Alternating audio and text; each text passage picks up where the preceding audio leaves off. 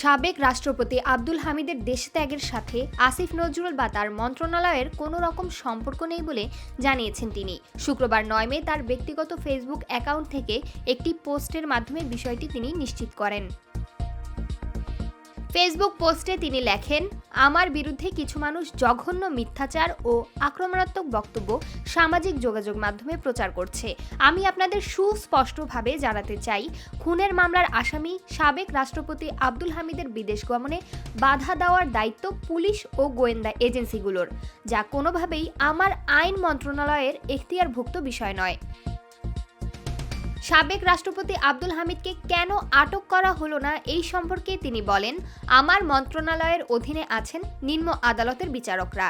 আপনারা নিশ্চয়ই জানেন, আদালতের বিচারকদের দায়িত্ব বিমানবন্দর পাহারা দেওয়া না বা কারো চলাচলে বাধা দেওয়া না।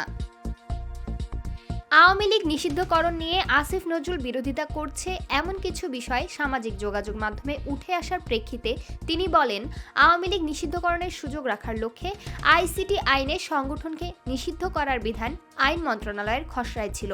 আইন উপদেষ্টা হিসেবে আমি নিজে এটা উপদেষ্টা পরিষদের সভায় উত্থাপন করেছি। আমার উত্থাপিত খসড়ার আমিই বিরোধিতা করব, এটা কি সম্ভব?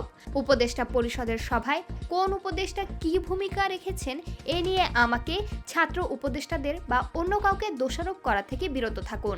সেখানে যা সিদ্ধান্ত হয় তার দায় দায়িত্ব আমাদের প্রতিটি উপদেষ্টার।